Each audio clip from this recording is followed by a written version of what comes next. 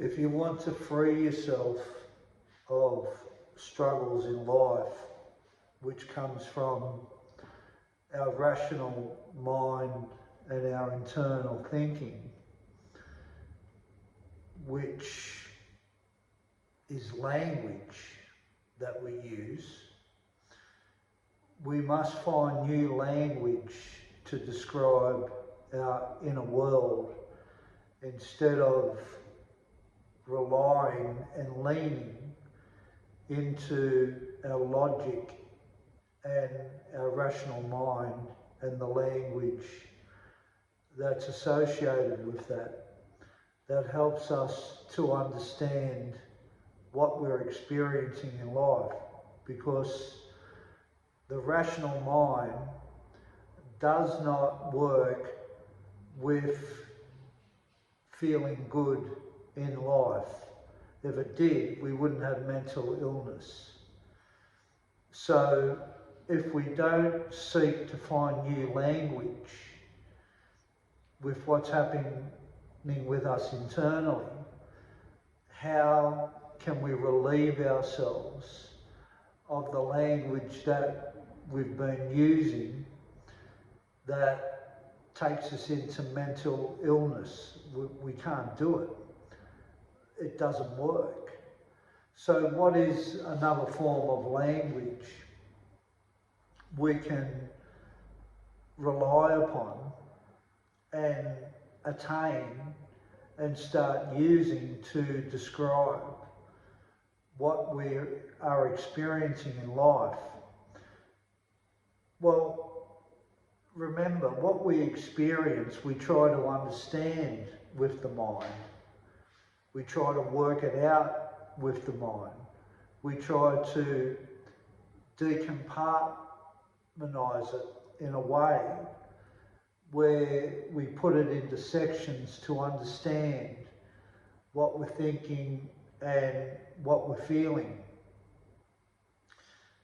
But the feelings that are associated with the way we rationalise things to understand our feelings and why we feel the way we feel and why we think the way we think, they're two separate parts of us. The rational mind and the emotional self is different.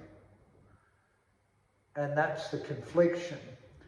Because they are interconnected, it's very hard to separate them both. Like, no one's given you the language of your feelings or emotions, and we just get trapped in rational thinking.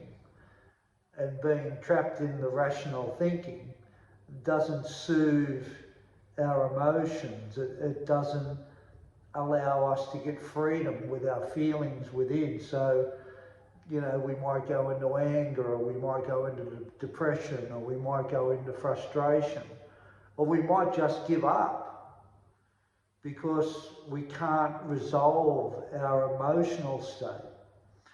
And I learned about my emotional state years ago.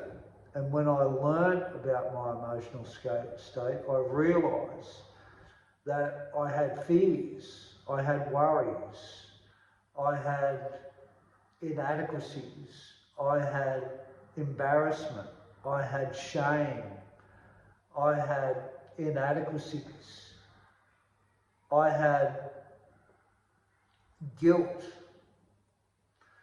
I had not liking myself deeply.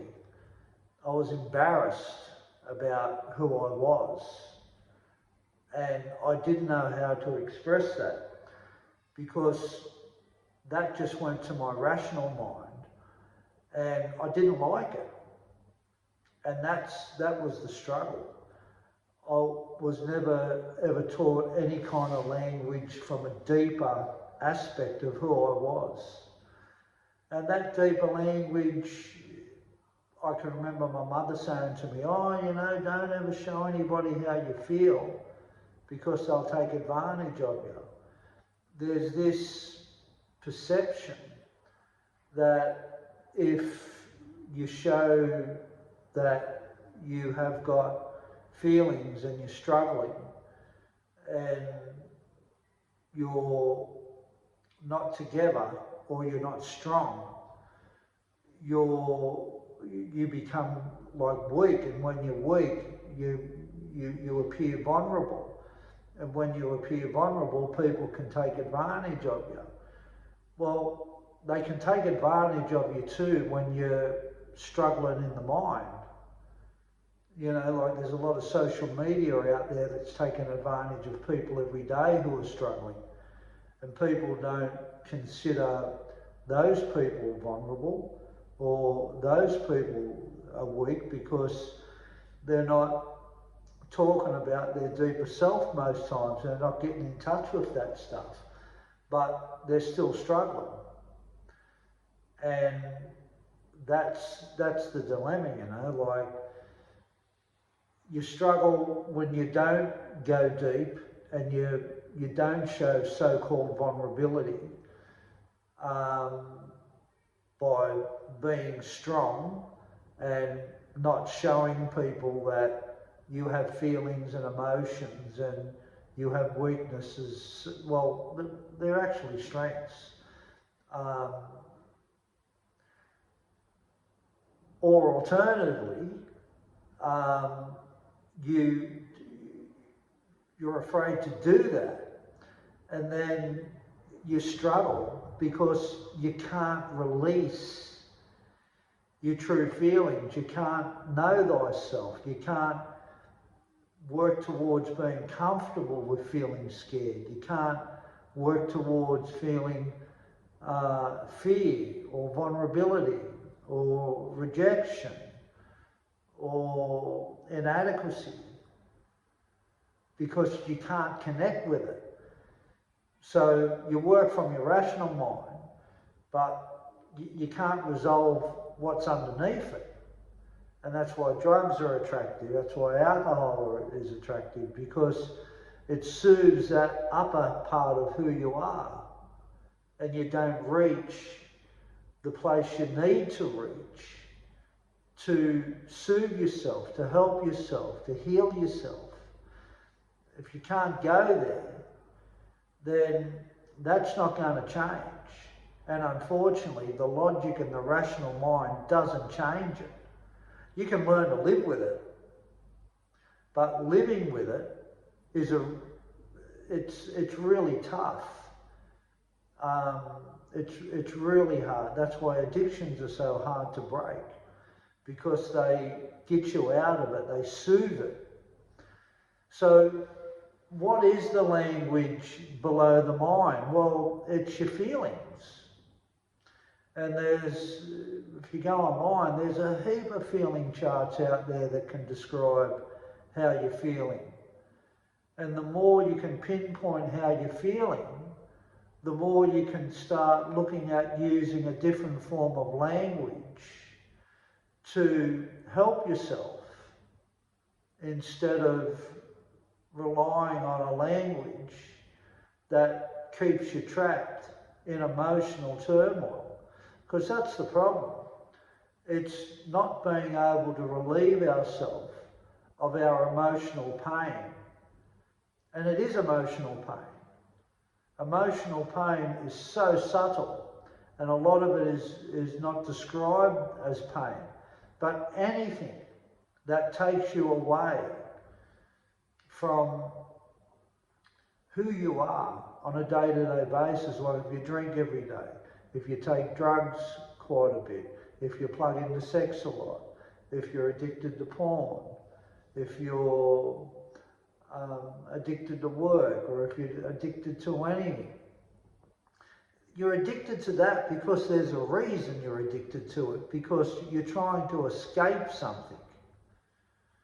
And that pain is so subtle, most people don't even identify it as pain, but it is pain. And we learn to live with it. And most of us live with it for so long in our lives, we don't consider it pain. We consider probably getting punched in the face as pain, or if we get physically hurt as pain, or if we break a leg as pain. But emotionally, we don't consider our pain. because we've been in it so long and we become used to this pain. And it's been through a lack of identification and it's through a lack of language that nobody has ever told us to get in touch with. You know, nobody's ever said most times, well, I don't know for you, but for me, you know, it's okay to feel hurt. Like, it's okay to feel embarrassed. It's okay to feel that you don't know. It's okay to feel scared. It's okay to feel guilt. It's okay to feel shame.